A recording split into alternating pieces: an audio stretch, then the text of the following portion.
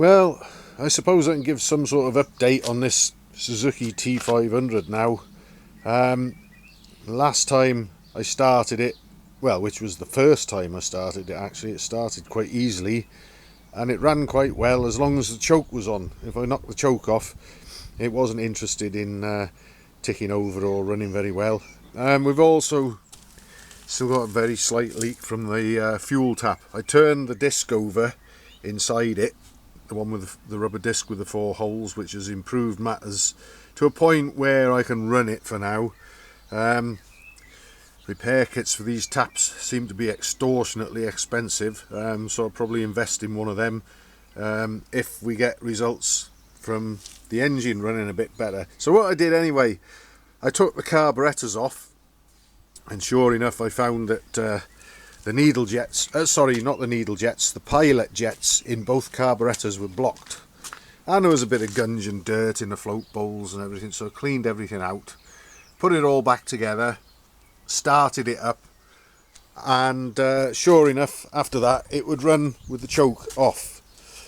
But I was quite alarmed to find actually that after running it for a little bit and warming it up, I gave it a bit of a handful on twist grip and it revved up, and the revs just stayed there. It was screaming away. So of course I switched the ignition off and it just carried on, gradually slowing down, and then it stopped. I tried it again because I thought that perhaps I wasn't convinced, but it seemed almost as if a throttle slide was a bit sticky or something, and I twisted the throttle with the engine off and heard a nice click of the slides dropping and shutting. So I started it up again, and the same thing happened again. It would tick over nicely. You could rev it a small amount and everything was fine, rev it more and the revs would just go through the roof, switch the ignition off, and the engine would carry on running for a short while, but thankfully slow down and then stop.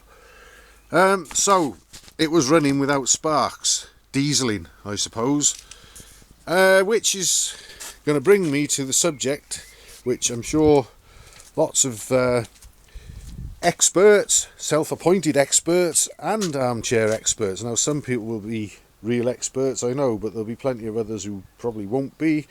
Will probably be screaming crankshaft seals. Well, I'm not ruling it out, but so far what I've done is I've had the engine running and I've removed this filler cap from the clutch housing, and the revs remain stable. Now on a Hustler I've got that did need attention, the seals were okay, but there was a spacer, a sleeve spacer missing on this side, leaving a great big gap around the crank seal.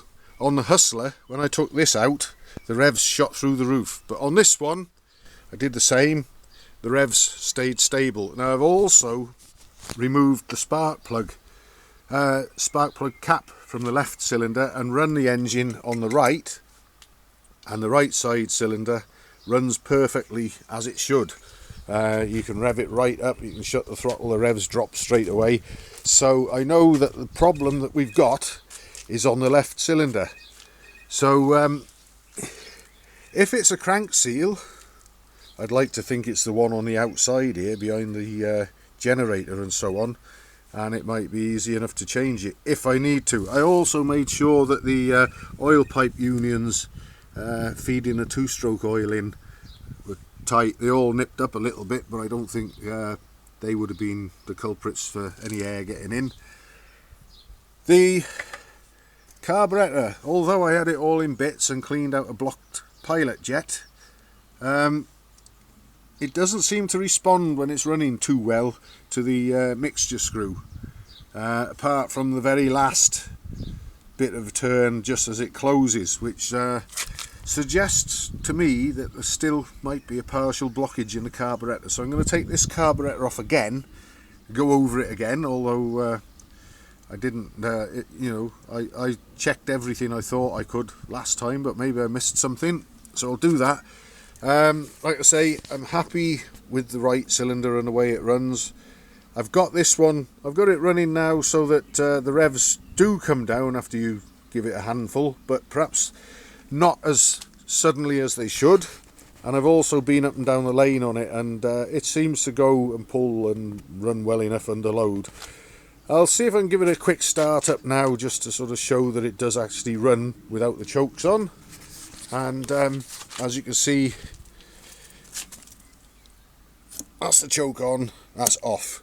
So I'm going to try and start it with the choke off. I had it running about 10 minutes ago. Let's see if I can just get it going to show that it does actually run with the choke off.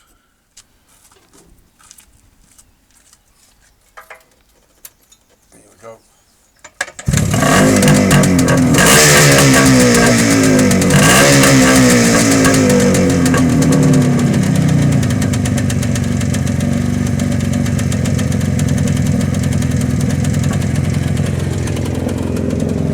This silencer incidentally ejected its baffle of its own accord, so I have to put that back in. Like I say, the loud side is the side that's giving me the trouble. You won't see any response on the rev counter because we need a cable.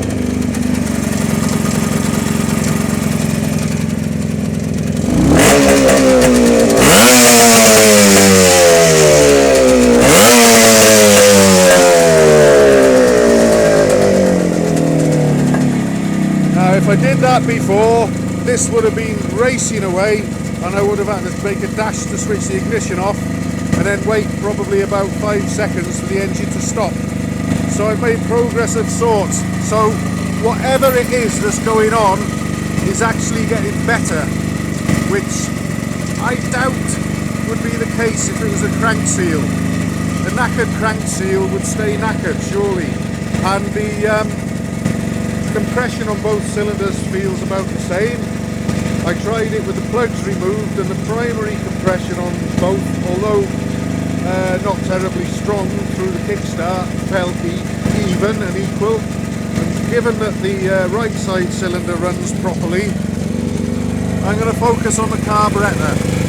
If I can't gain anything there, well then obviously perhaps we are in bigger trouble. But I'm just going to look at that carburettor again. I also raised the needles a click in them, just to try and richen things up a little bit. And like I say, there's no problem with the right side, but the left is a bit weak and lethargic at small throttle openings, and at tick over it just sort of joins in a bit. Or you can screw the tick over throttle stop in until obviously it starts racing and doesn't want to slow down. So I'm going to have another look at the pilot circuit on this carburettor and see if I gain anything there.